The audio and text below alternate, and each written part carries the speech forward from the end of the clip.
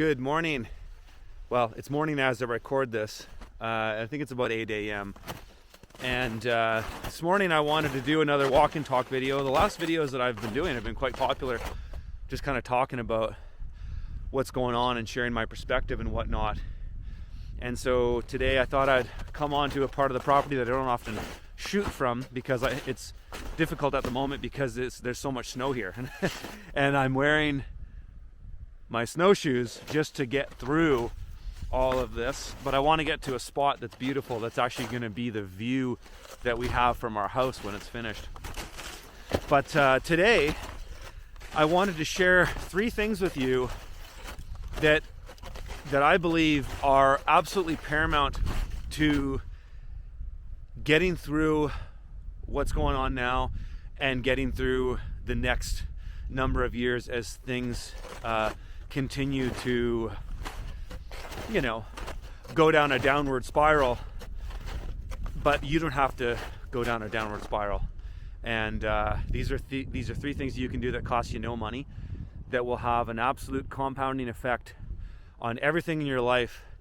And these things, once you have these 3 things understood, this actually creates abundance in your life. This actually leads to more money. This actually leads to better friendships, better relationships. And these are things that I've just done in my life that I'm sharing, and I'm sure somebody else would have a different opinion on that, and great. But these are 3 things that my wife and I have done in our life that has allowed us to get to a place where we can work towards our dreams despite the fact that the world seemingly is going to shit. But it's not, in a way. And so it's all complex.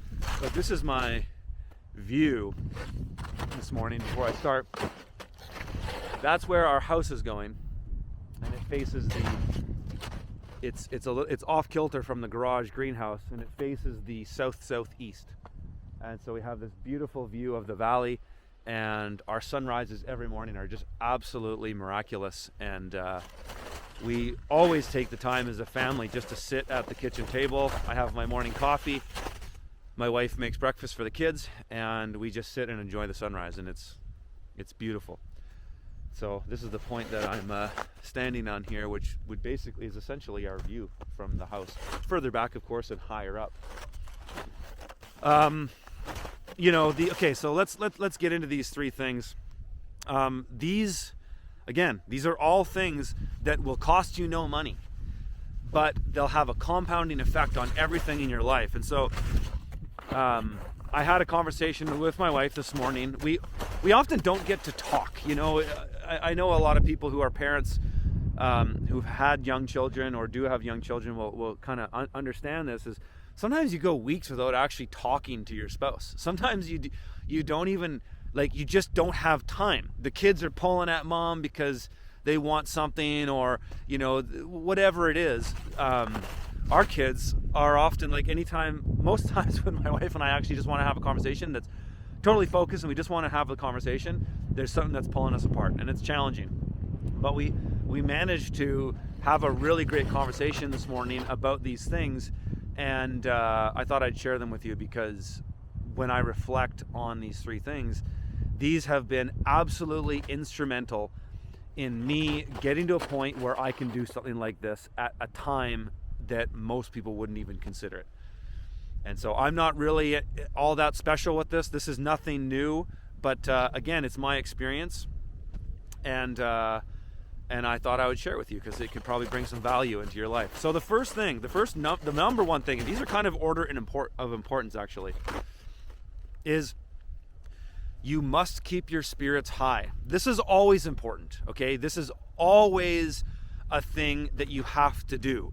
If you want to achieve great things in your life, you must become like a monk and not let things move you in a negative way. It's great to let the positive energy, the positive light move in your life and elevate you, but you do not want to let things affect you in a negative way. This is so important, especially now, because so many people right now, even people in my life, are obsessed with the shit hitting the fan and are obsessed with the bad news, and it affects them on a day-to-day basis. And it diminishes their spirits. And myself, as the leader of this grand project that I'm doing up here, I can't let that affect me. Not only because of the project that I'm doing, but because I have young kids. And if I let the bad news waver me and pull me down, that's going to have a compounding effect on my family, because my sort of spiritual fortitude is really, really important as a father, because I have to just sort of like you can use this metaphor to apply it to a hunter-gatherer. You know, the father, the men in the hunter-gatherer societies are the ones that live externally. They go out and they bring resources back to the family. And the strength of the father is absolutely critical to the well-being of the family. Now, that's just the father's position, so that's just my position. My wife will tell you a totally other story about how she has to keep the family organized, keep the kids fed, keep herself and myself healthy so that we can go out and do the things. And so that's a whole other topic of conversation. So I don't mean to diminish the role of the mother, because it's absolutely critical, but I'm coming at you from my perspective here. And so I have to keep my spirits high. And some of the ways that I do that are, I always keep a macro perspective in mind. So, you know, this project that we're doing right now is incredibly difficult in every respect. To go on about all that, I'll save that for videos from the field, because that's the kind of details that we get into there, project management and things like this, and how I do all this shit. And it's not me, right? I have a lot of people that are helping me, but the position that I'm in is to bring it all together, pay for everything. I'm still acting as a general contractor, which has been the most challenging thing I've ever done in my life, because I'm not a general contractor. But I have to keep my spirits high, and so some of the ways that I do that is I always keep a macro perspective on. I pull the lens back as far as I can. For me, there's sort of levels of perspective. There is the ground level. Okay, what's going on the ground? What are the logistical things? And then there's above that, and I'm just kind of thinking this off the top of my head. If I were to flesh it out more, I might have it more articulated. But above that, there's sort of the emotional level. Okay, what's going on emotionally? What's going on in your personal relationship with your family, with your wife, with your kids, what have you? And then what's going on in a spiritual perspective, and the greater picture there. And so what I often do when the chips are down and the unexpected happens, and I'm sitting there going, holy shit, how am I going to get through this? How am I going to squeak out a budget to get past this time, or whatever it is, right? Whatever the challenge is that affects you, is I immediately, what I refer to, going back to center. And that's the spiritual. And I used to play squash a lot. And in a game of squash, when you're in the court, there's this idea of controlling the tee, which is the center of the court, in that every time you make a move in a game of squash, you need to think about your body as attached to an elastic on the back of your lower back, that you take a step out to make a play. Maybe that's a drop shot at the front side of the court, or maybe that's a big lob to send it back. You have to immediately bounce back to center. And I find in order to keep a macro perspective in the spiritual and keep myself centered, is I have to have that initial reaction to always go back to center, always go back to source. And so my thinking there, and I've shared this in many videos before, but it's always worth repeating, is that we chose this life. We chose to be here at this moment. We chose to be present and in this body, in this existence during the Great Awakening. And it is probably the greatest opportunity that many have ever had in their lives. And so you have to keep that in perspective. I chose to be in this body, to go through this human experience, to share and grow through all the trials and tribulations that life is going to bring me. That's so important. And I have to remind myself of that on a daily basis, to just be totally upfront with you. This is fucking hard, okay? What we're doing up here is extremely hard. I've got to now my situation on the ground here is I've got to pass off all the construction to my crew this year, and I've still been having some challenges with building my crew. It looks like I've all of a sudden have a little bit more options than I had in the past, and so that seems to be moving along. And then I have to completely focus my attention on the gardens, which is going to be a huge undertaking. You guys have seen me develop farm sites and talk about all this stuff for a long time now. I've had some time off from it, right? I haven't made a ton of videos on farming in the last year because I was so focused on getting our power system up, our water system operational, overseeing the construction, making sure my crew had all the materials and things they need to keep moving, as well as still doing some of that work myself.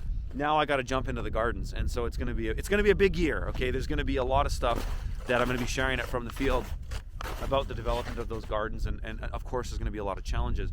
But again, there's the logistical side of what's on the ground, what you need to do, and then going up to the emotional state. What's your relationship? What's the relationship like with your crew?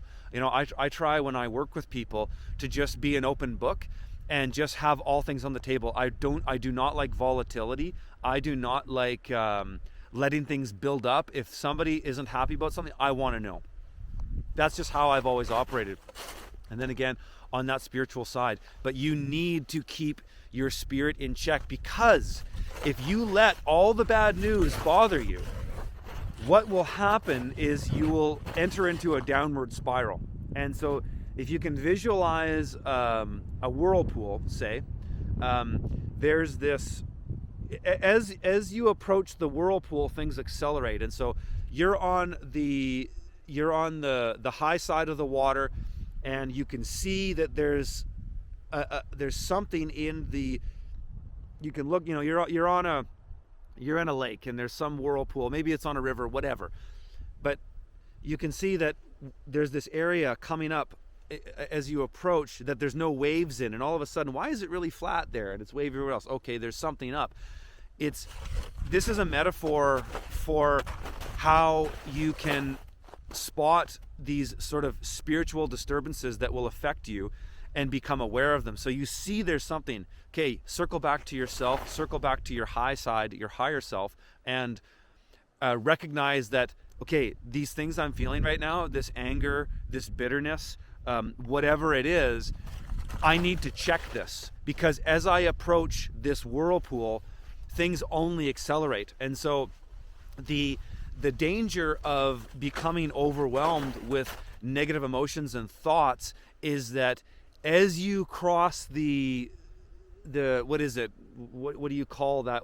The crests when you go into the whirlpool, things only accelerate to a point where you reach like an event horizon where in a downward spiral, as you get lower to the center, things only accelerate, and the event horizon is the point of no return. And I've seen a lot of people, especially truthers. I find truthers right now are having such a grand perspective of what's going on that's, I think, based in reality, because we have, you know, when we start to really look at what's going on in the world, we see this, you know, it always seems like this master plan and you're so powerless to it, and what can you do?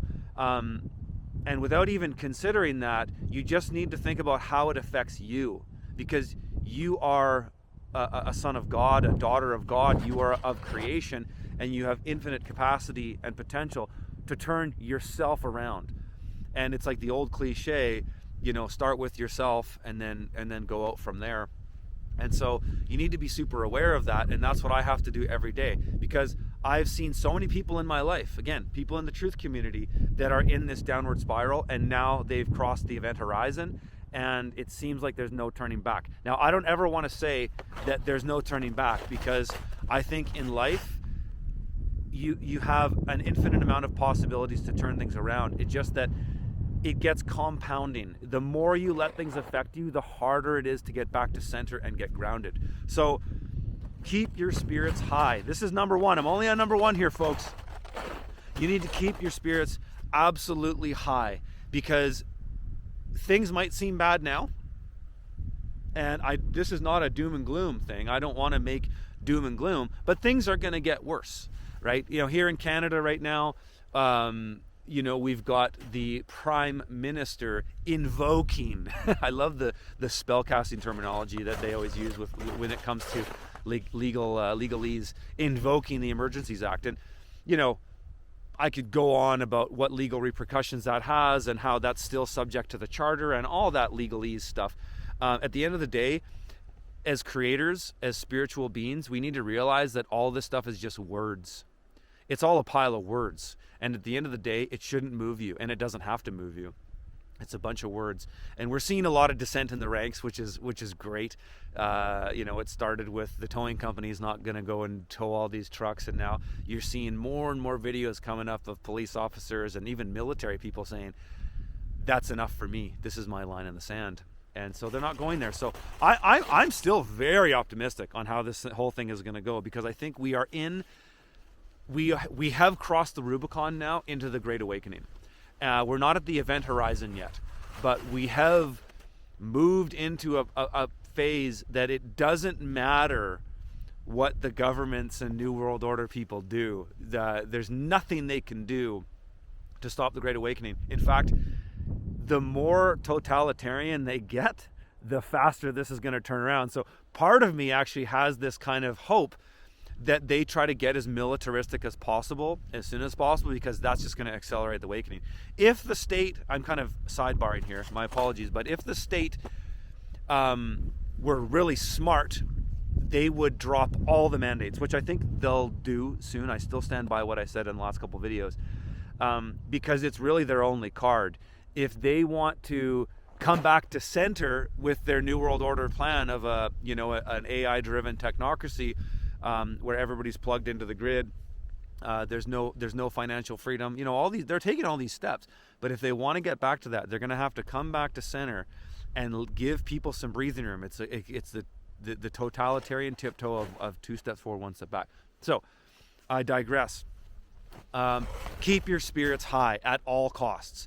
If you don't keep your spirits high, you're not going to have the ability to do the other two that I'm going to talk about here. And so these next two aren't necessarily, keep your spirits high is number one for sure. That has to be first. Keep love in your life. Surround yourself with good people. Breathe. Keep your spirits high at all costs. The next thing I would say that you need to do in order to get through everything that's happening right now is you have to have the ability to be flexible. You have to be able to improvise, think on your feet, and change your plans at a moment's notice, because this is the reality of the situation we're in right now. And another comparison to nature, and I love comparisons to nature, because I find nature as God's creation is the ultimate reminder of the power of creation. And in nature is infinitely diverse and so adaptable and so flexible. And so you need to be like nature. You need to think on your feet and be able to adapt to everything that's going to come your way.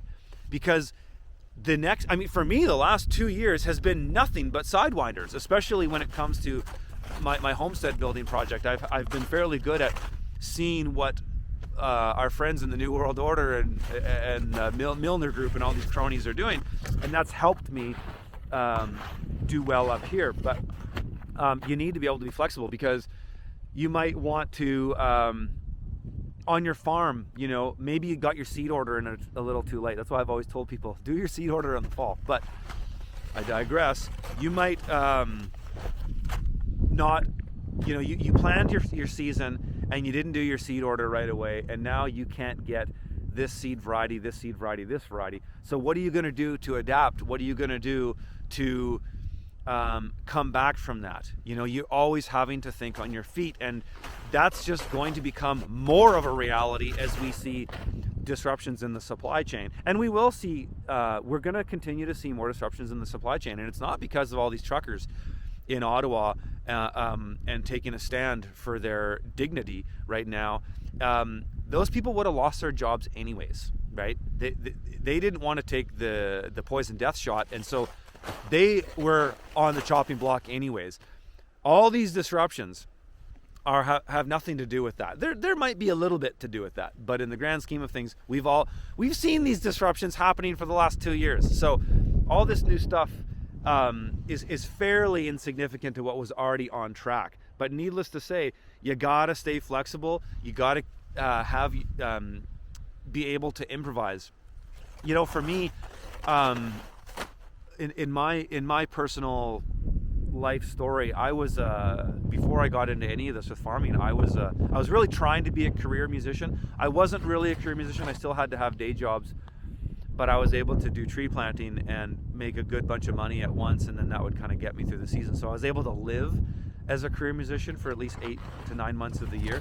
And one thing that has been very helpful to me in my journey was my ability to improvise. And so I loved to improvise with music. I'd sit in on a jam, get into a groove, and let the creative energy of the group take me to a place that I often never imagined. And that's how I used to compose music. And this all comes back to the energy and the spirituality of connecting with other creators. And that's just how I work. Some people can draw all that internally, but myself, being a very extroverted individual, I find that just sometimes having a conversation with another person puts ideas and things in my head, that things come out that I never imagined. So that's how I do it. I improvise through conversation. I improvise through laughing and having fun. Most of the time it involves doing things with other people. Sometimes I'll come up with great ideas while I'm chopping firewood, but most of the time it's doing things with others. And it doesn't even have to be focused in that I want to really solve this problem, and so I need to sit down with a mastermind group and hash it out. And I've certainly done that in the past, and mastermind groups have been instrumental in my journey. But sometimes it's just getting out and playing with my kids and doing something with my family. I get overwhelmed with ideas and solutions, and that's just how it's worked for me. So I can really only share with you my own experience, but that's how I've been able to stay flexible and improvise and roll with the punches and always think on your feet. But being flexible is subject to me keeping my spirits high and always stepping back to center to keep the macro perspective in that I chose this life. I'm here now. This is all. I had a contract. I signed a contract with God when I was born that this was going to be my life and these were going to be my challenges, and I'm stepping up to do my part. I'm fulfilling my end of the deal. And it's not a deal like, that quote that great Bob Dylan quote where he says that he signed a deal with the big man, the devil, and he's doing his part. I'm doing my part as a creator on this planet to fulfill my end of the bargain, to create, to leave this world better than I found it. That's really ultimately where I'm coming from, and I have to circle back to that. And again, part 2 is subject to part 1, because if I don't have my spirits high, I won't even be able to fulfill part 2. So part 3, this is equally important as to part 2, but again is subject to part 1 in that you must always show up with value. You need to always come from a place of offering first. It's kind of like, I'm not a biblical scholar, but when I say that, what comes to mind to me is the 3 kings showing up at the birth of Christ with the gifts. And I interpret that as a metaphor for always showing up with something. And this has a compounding effect as well, because if you are a person who always comes at relationships and situations with solutions and value. Sorry, the wind might be a little noisy. Maybe I'll head over towards the trees again. So if you're always showing up with value, what you'll find in your life is that this has an extremely compounding effect, I can tell you in my journey, is that you will be overwhelmed with people who want to help you. And that's an amazing thing, because in order for any of us to get through what we're going to get through in the next couple of years, the next could be 10 years, this whole thing, this agenda has been planned for a very long time. And the people that are doing it, I've said this before, I'll say it again, the people that are doing this, they can't turn around. The mask of tyranny is off, and people like Trudeau and Jacinda Ardern, Macron and these guys are just front men, and they have been brought up in the system.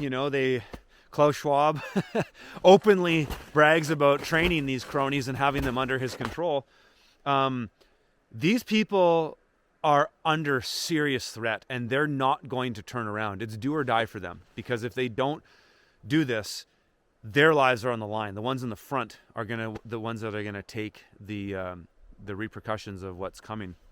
And so, going back to what I was saying, is that when times get tough, the lone wolf strategy doesn't really work for very long.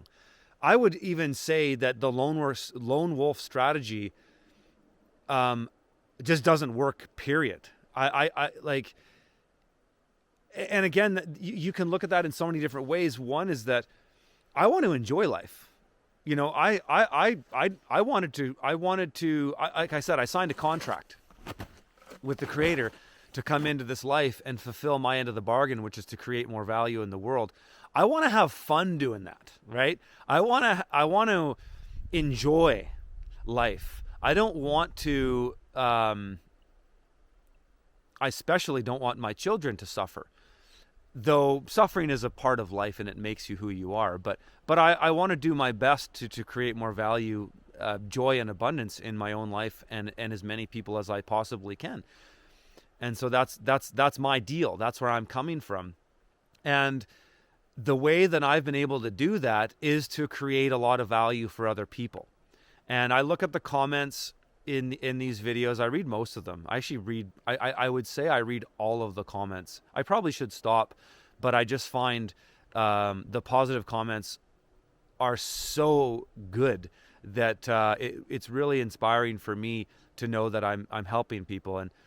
And anybody can do this at any capacity, at any level. We all come into life from our own experience and bring our own things to the table. And we're all on our own different timelines and journeys as well. But if you create value for others first, the times that you need people the most, they're going to be there for you.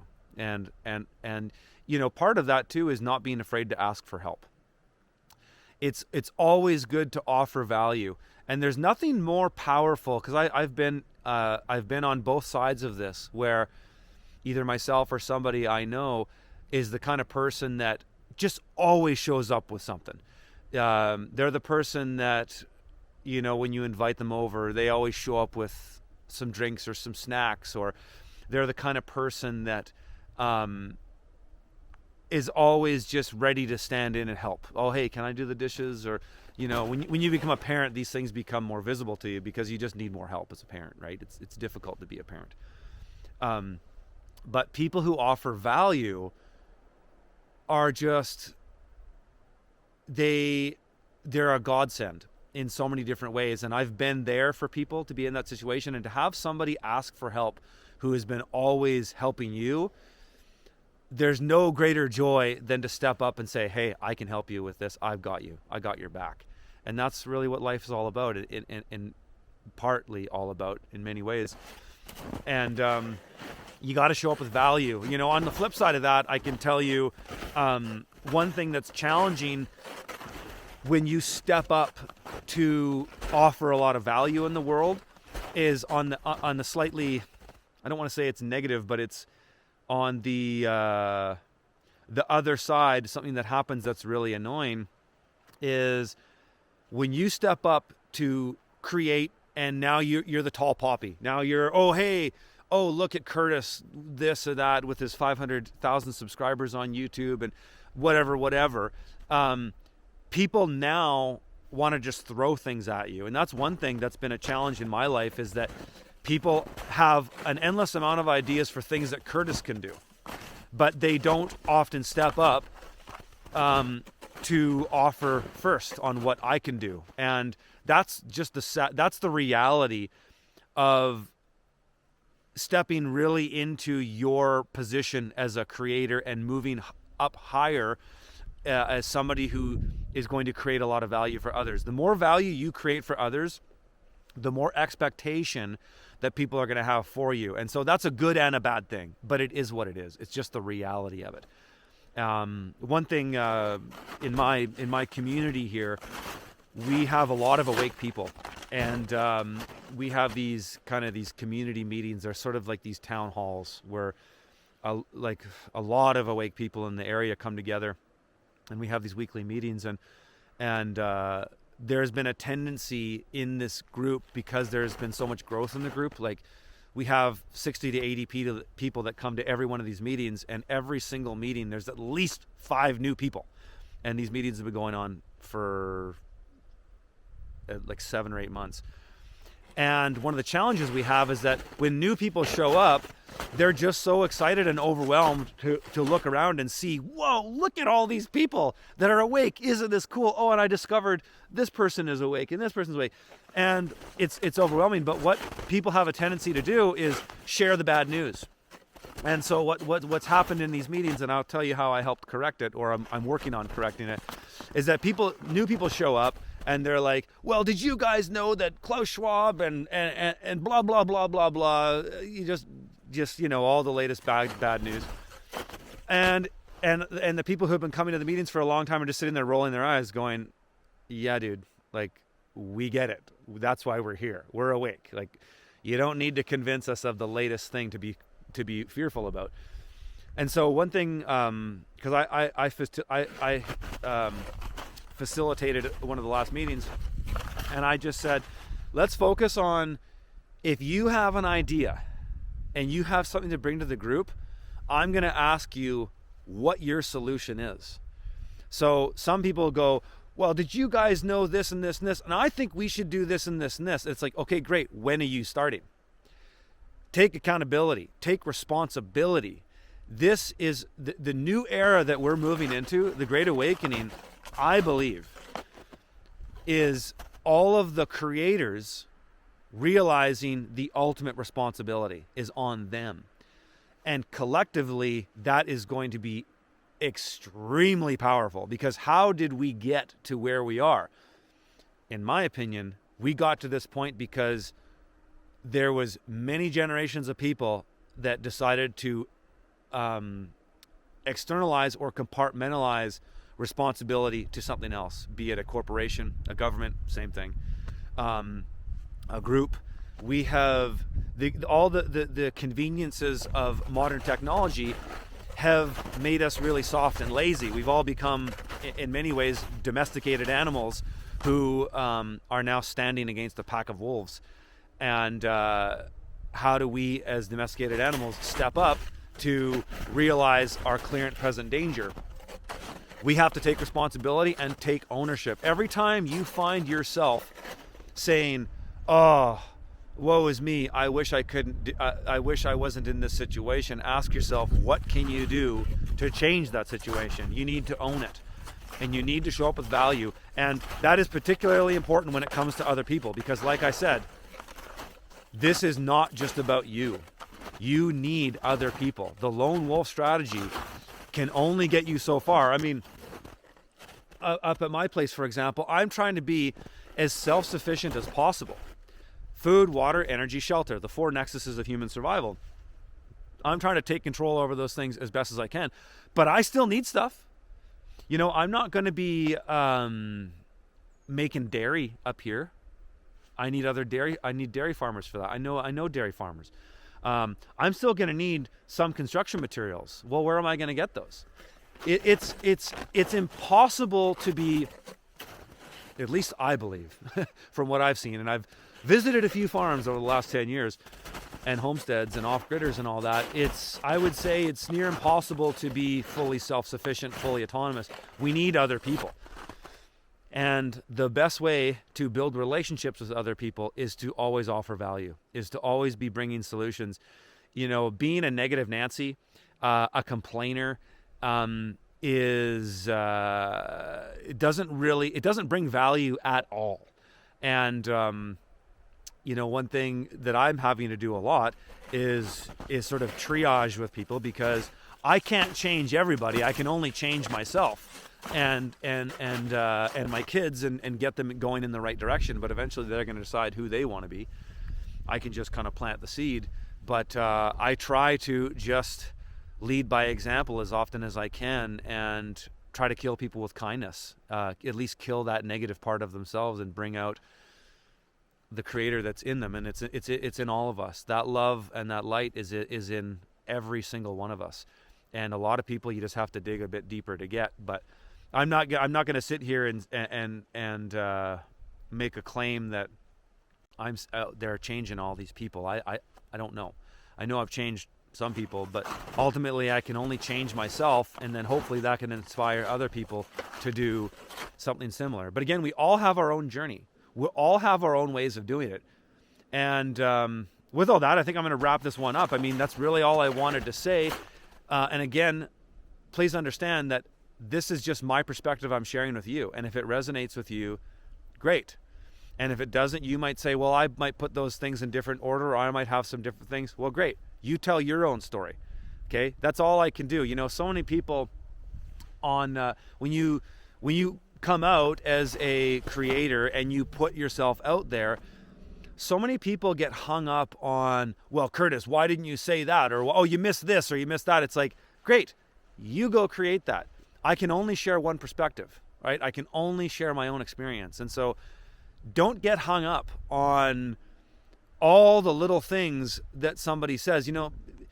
It's kind of like that, was it Eleanor Roosevelt said something like, the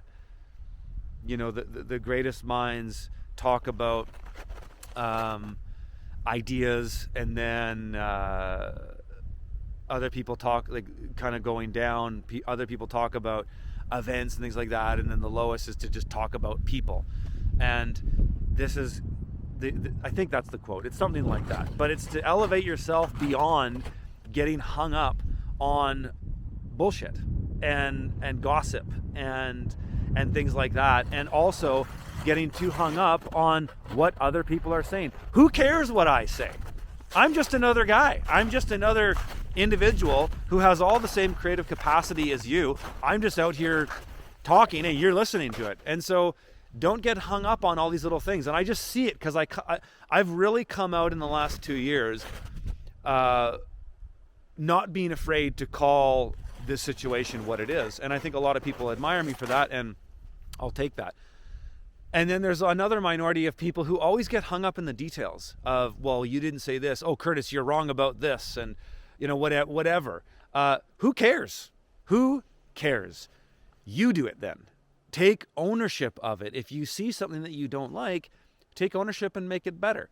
Because we all make mistakes. It's people go back on my old videos and say, oh, well, you said this and this. And I put a comment in there to say, videos are static and individuals are dynamic.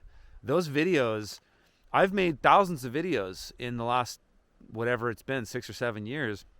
I can't go back and change those unless I delete them.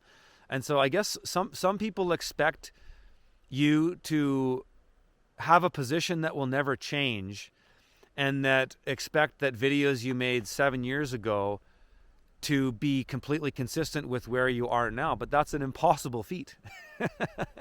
It's impossible.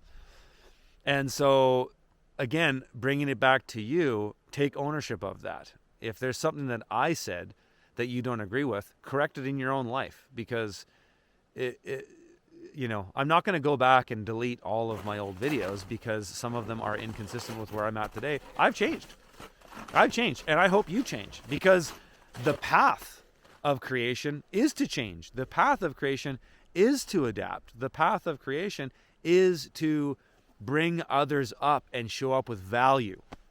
And so those are my 3. Keep your spirits high. Have the ability to be flexible and improvise and change on a dime if you have to. And thirdly, show up with value, because that is all going to come back to you. And we all have an infinite capacity to create abundance in this world. And that's what we're going to have to do to come together, that we can get through this great transition that we're going through, because we are metamorphosizing right now. The people who are awakening are going through a massive metamorphosis, and metamorphosis is not easy. It's very difficult. You will be tried and you will be tested like you had never seen in your life before. And I know thousands of you watching this video are agreeing, and this is resonating with you, because we're all going through that. None of this that I'm doing is easy. And I only share with you guys the good stuff.